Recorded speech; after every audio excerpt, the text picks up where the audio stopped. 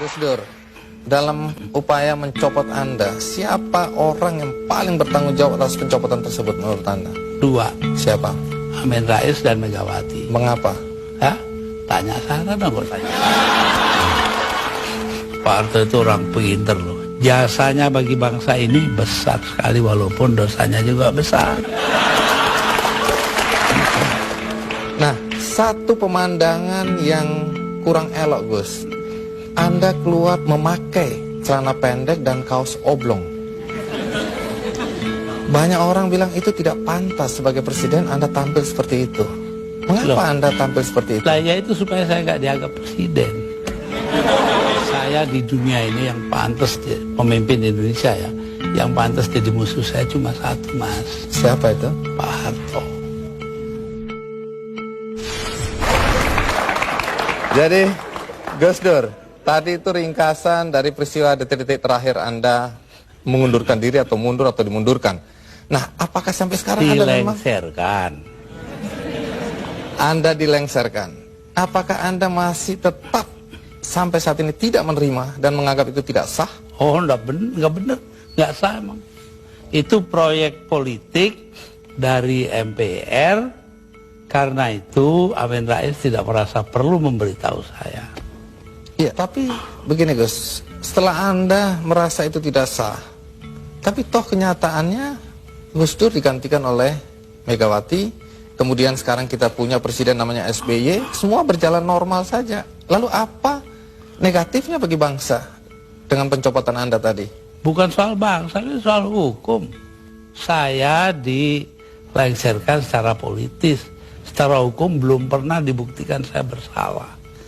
Yang bersalah bahkan pansusnya DPR yang dipimpin oleh sekarang Menteri Sosial Bakhtiar Hamzah. Yaitu menurut undang-undang pansus-pansus itu harus tutup pintu supaya nggak didengar orang dari luar. Tapi oleh Bakhtiar Hamzah dibuka 10 cm, di situ berjejer-jejer lah tipnya wartawan. Nah kan, waduh, semua yang ada dalam sidang diketahui dunia luar. Itu pula yang membuat saya, oh ya kalau gitu mereka maksudnya melengserkan saya dengan segala cara. Hukum nggak hukum. Tapi sesudah itu apa upaya yang Anda lakukan? Nggak ada. Sebab penakut bangsa ini. Kenapa Anda bilang penakut?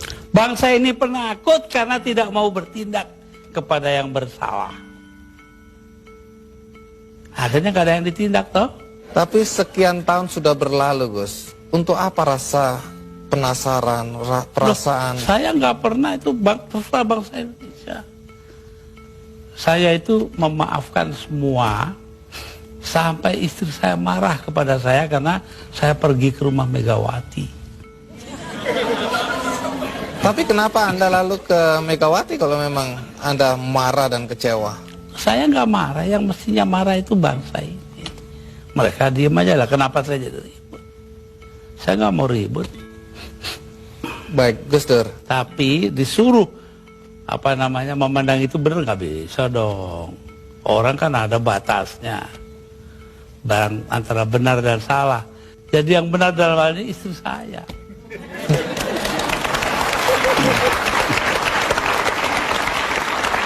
Tapi kenapa Gus Dur nggak mau nurut? Tanya dia, jangan tanya saya dah. 300.000 orang, Mas, tanda tangan supaya saya jangan berhenti jadi presiden, tahu? Tapi saya bilang, daripada bangsa ini pecah dalam pertempuran, darah mengalir karena saya, mendingan saya lengser aja deh. Nah itu. Tapi omongan ini kan dibilang omongan ngawur, Gus. Karena faktanya ketika Anda bilang nanti jutaan orang akan datang masuk Jakarta, orang-orang dari Jawa Timur. Begitu ditunggu-tunggu nggak datang. Saya yang nahan kok.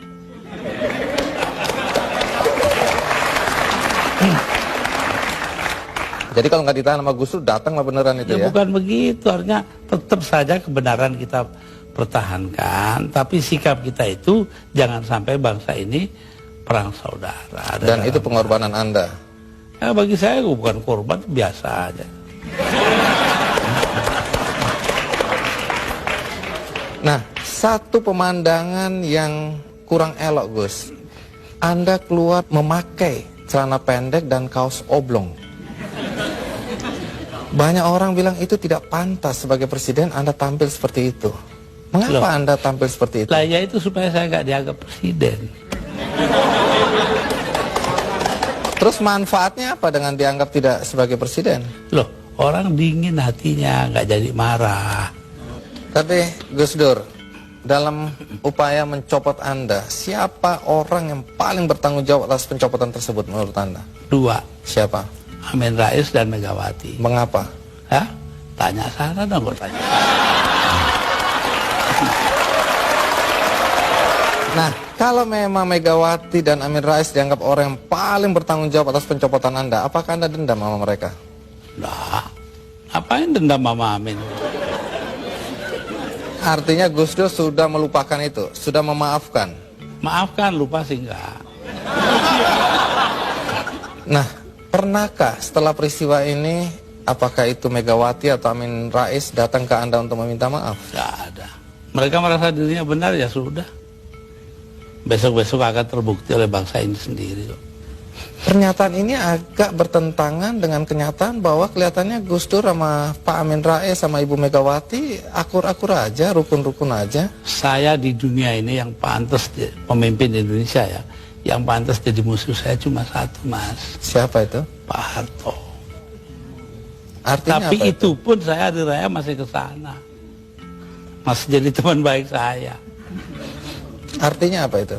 Artinya saya nggak punya musuh dong di Indonesia.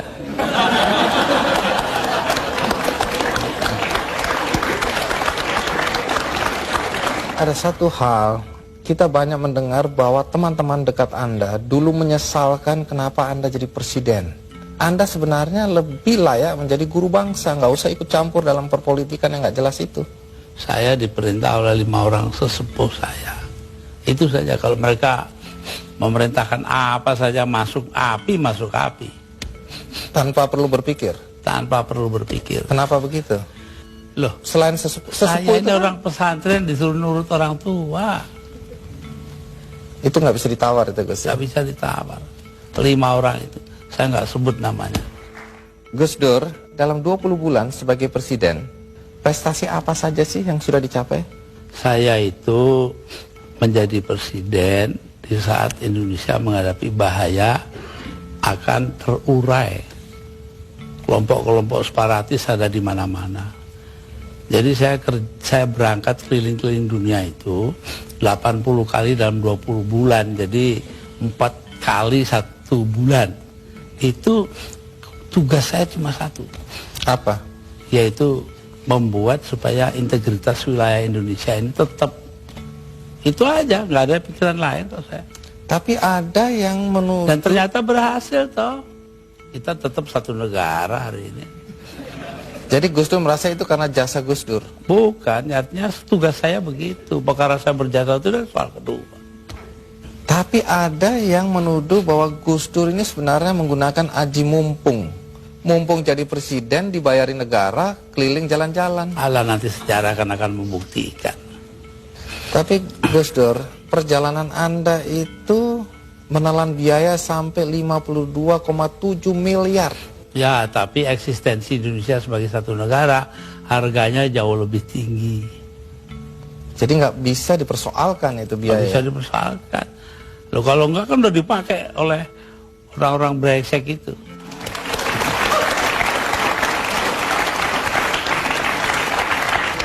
Salah satu yang masih menjadi perdebatan sampai sekarang adalah ketika Gus Dur membubarkan Departemen Sosial dan Departemen Penerangan. Kalau Departemen Sosial dulu, apa alasan persisnya? Sementara banyak orang terlantar yang harus diayomi oleh departemen itu. Persisnya itu. Karena departemen itu yang mestinya mengayomi rakyat, ternyata korupsinya gede-gedean. Sampai hari ini. Kalau membunuh tikus kan tidak perlu membakar lumbungnya. Oh memang. Kenapa Anda bakar lumbungnya? Bukan. Karena tikusnya sudah menguasai lumbung.